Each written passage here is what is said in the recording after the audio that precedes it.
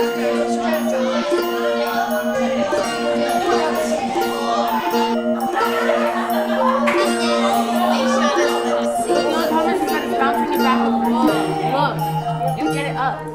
you're hearing right here is the joy of kids really discovering and exploring something brand new. These guys are actually in the middle of playing a brand new sandbox application called Newton's Playground. So what we're doing is we're trying to get this ball to the balloon. We're trying different techniques. I'm just making these small objects, therefore bringing the ball up to the balloon. And it uses a few real basic ideas about gravity, motion, mass, and weight. It's gonna break! It's really capitalizing on the technology that exists that allows us to break into math and science in a really engaging and fun way for the kids that isn't losing rigor and that feeling of discovery. Whoa, that works. And there's nothing better for a teacher to hear the excitement of that kind of discovery in their learning. Wait, that was smart!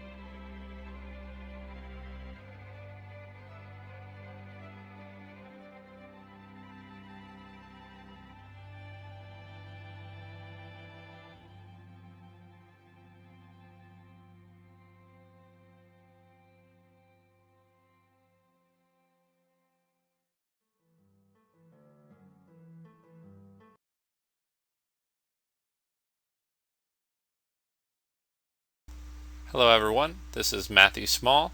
I'm the programmer and co-creator of Newton's Playground, and today I'll be presenting a behind-the-scenes look at the development of the game. I'll start off today's talk by describing a little bit about the process by which physics are integrated into video games, and in particular Newton's Playground. Then I'll go on to describe our agent identification system. After that, we'll talk about log files and log file generation in Newton's Playground, and then I'll introduce some recent changes we've made to Newton's Playground and Newton's Playground 2.0, and then we'll conclude. Newton's Playground uses an open source physics engine called Box2D.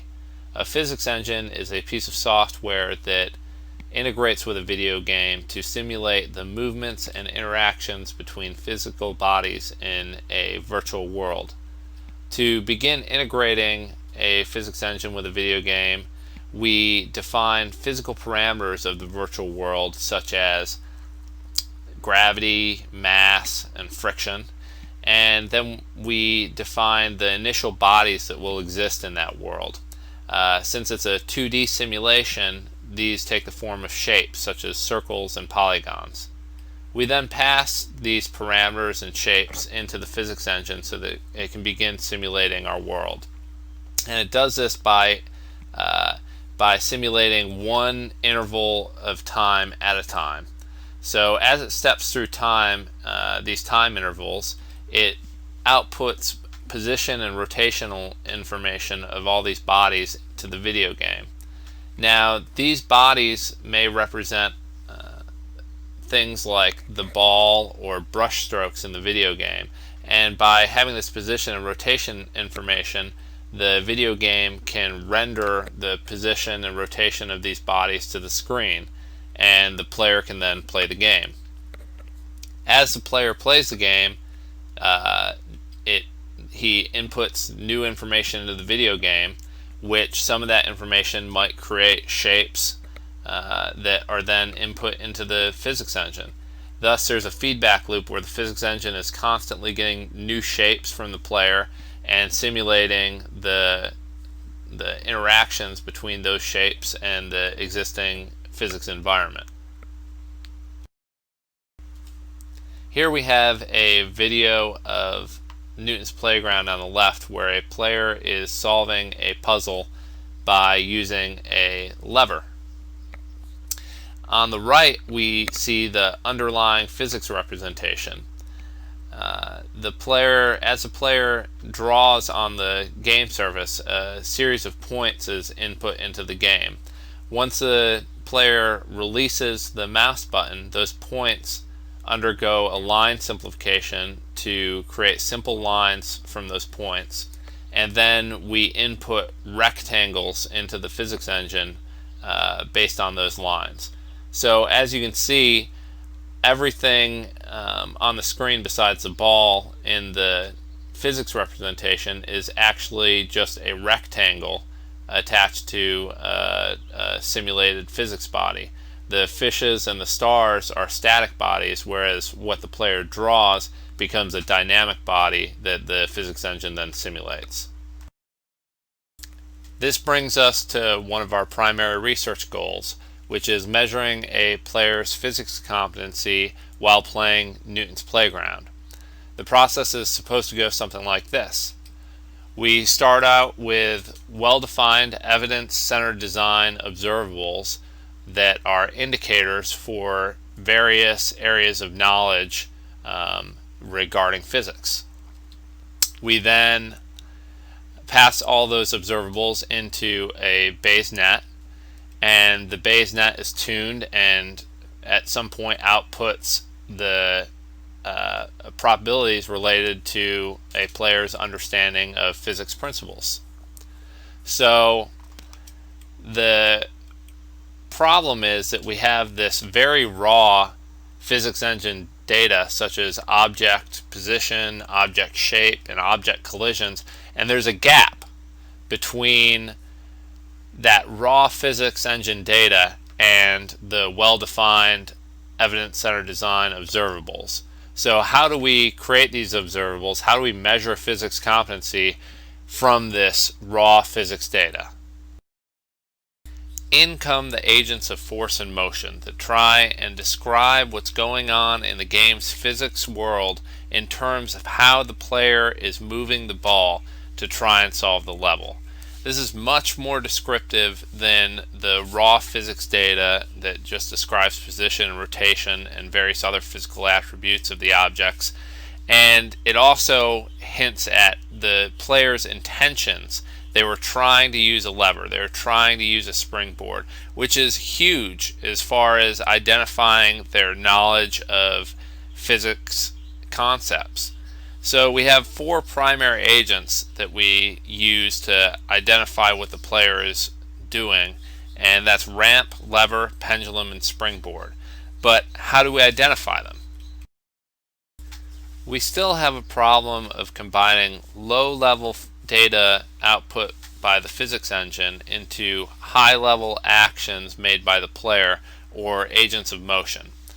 So humans are very good at identifying high-level actions. We can look at a player solution and say, oh, they tried 2 springboards, and then they tried a lever, and then they finally got it with the lever. Computers are not very good at combining data that way. To try and tackle this problem, we avoided complex runtime techniques such as computer vision and data mining that might not have been efficient enough to run while the game was going. And then we instead went with an approach where we tried to identify salient features of the agent mechanics and use heuristics to combine those features into more robust actions. And it's what's called duck identification, which is basically if it walks like a lever and quacks like a lever, it's a lever. So we're looking at the mechanics behind the agent and trying to identify the salient features of those mechanics. Here I break down the process of classifying a lever in our agent identification system. Let's start with a high-level description. A load is dropped on an object, which causes that object to rotate on a fulcrum and propel the ball upwards. In the lower right-hand corner, we see a picture of a lever, and we see that there's 3 primary actors, if you will, in the lever agent manifestation. There's the load, the lever object, and then the ball. So the salient features of the lever are that the load object will fall some distance, and then the load object and the lever object will collide, and then the lever will rotate while touching the ball, so the lever is acting on the ball, and then the ball will move upwards. So our system breaks down the process of identifying an agent into 2 phases. One is the monitor phase, where we say what's currently happening is on a particular object is a potential candidate for being an agent. So that monitor phase is triggered by the most salient feature of that agent, which in this case is the collision of the load and the lever.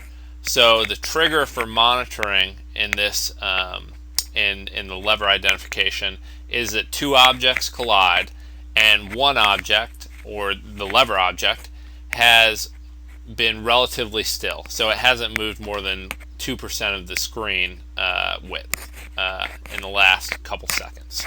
And then the other object, or the load, has an elevated downward momentum, so we expect that load has fallen some distance before it collided with the potential lever object. Then the second phase that we have is the identification phase, where we actually make an ID on that agent. And for the lever, that identification phase happens 3/4 of a second after the monitor trigger. So if the lever has rotated and touched the ball during the monitor phase, and the ball has reached some apex upward, so it's been propelled upward some preset distance, then we say in the identification phase that this is a lever agent based on the data collected from the monitor phase.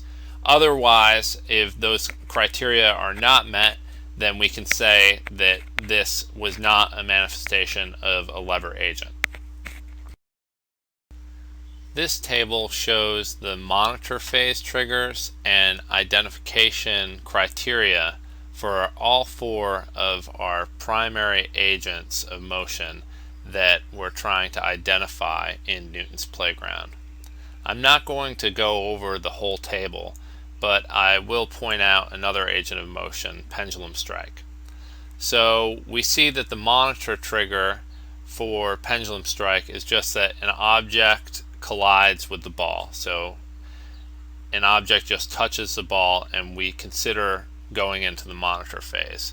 Now the conditions to actually go into the monitor phase are that the object colliding with the ball has only 1 pin, so that means that the object is free to rotate on that pin just like a pendulum rotates. The next condition is that the object has already rotated more than 20 degrees. So that means that there was some kind of wind up to this collision with the ball.